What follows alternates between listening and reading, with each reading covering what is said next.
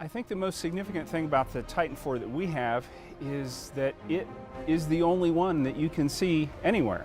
It's the only one left. It was the last one, and it was without emission, and so the museum was able to get it. So you can't go anywhere else and see a Titan IV-B, only here.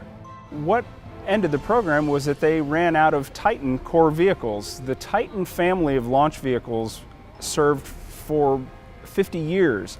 It was a really super reliable workhorse of the space launch program, and now we rely on other vehicles to do our satellite launching. But those Titan vehicles served the Air Force and civil space launch for 5 decades with tremendous record of success. The important thing for our visitors to take away from looking at the Titan is the idea that the Air Force operates outside of the atmosphere, and space launch is one of the real keys to doing that. Getting the vehicles outside of the Earth's atmosphere, getting them to space is critical. We wouldn't have GPS and our terrific communications and reconnaissance satellites and all the rest of it without a heavy space launch capability. And that giant vehicle throwing things the size of a tour bus out of the Earth's atmosphere for the benefit of national security and communications and GPS and all that is something that the Air Force is very good at and has been doing for a lot of years and continues to do. The Titan IV family was launched from 2 places, from Patrick Air Force Base or Cape Canaveral Air Force Station in Florida, and also from Vandenberg Air Force Base in California. The reason to have 2 places to launch from is that California launches were effective for polar orbits, or orbits that go across the North Pole and the South Pole. The advantage of that is that as your satellite orbits the Earth this way, the planet turns this way, enabling a reconnaissance satellite to take strip photos of most of the planet as it turns underneath. Other satellites launched from Florida go to the east, out over Europe, and achieve an equatorial type orbit, which is great for communication satellites that are going to be geosynchronous and so on. So being able to launch from 2 places in 2 different modes or 2 different directions gives you the greatest flexibility for whatever your satellite orbit needs are. The help that our restoration team got from our colleagues and partners in the Air Force Research Labs, Building 65, was absolutely critical to putting the payload fairing together. We don't have a building tall enough to do that.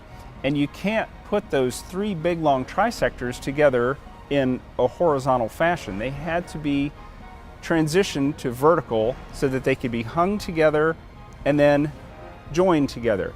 Well, that took a little bit of engineering and some planning and a lot of AFRL expertise, along with our MUR guys, moving stuff hither and yon and there and back. So those 2 groups of experts worked together to design some fixtures, lift the things, put it together, and get it done. We're extremely happy about our work with our AFRL partners. It went just great, and it achieved a terrific result. We were able to partner with AFRL to help us design the lift and assemble the payload fairing. We have to work with base civil engineering. They help us with their crane service. We contracted some of the crane service out to orbit to help us put the first 3 big pieces up, the 2 solid rocket motors and stage 1 up, and then we used Maxim to put the payload fairing up in stage 2.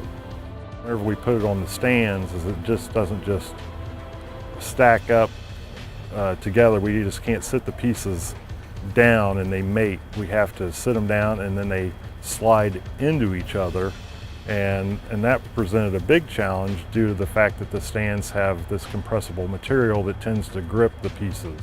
The Titan IV restoration assembly was by far one of the largest projects that restoration has done. And it presented some very, very big challenges just because of the size and the weight of it, and again the fact that it was never designed to be built or displayed in a horizontal fashion like we've done. So that was a very big challenge to overcome.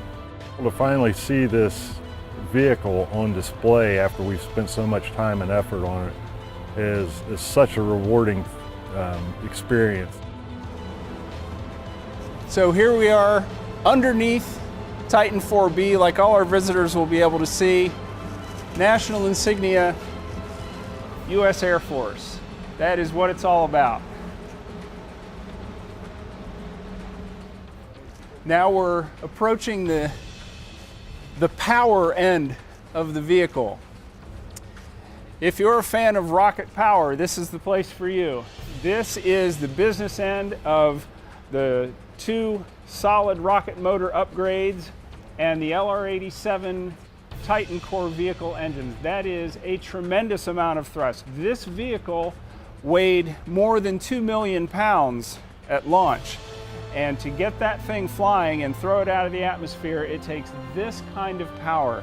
And to be able to come in here to the end of the gallery and look up and see these things up close, yet they're 10 feet above your head, that is an outstanding view of that powerful, powerful Air Force technology.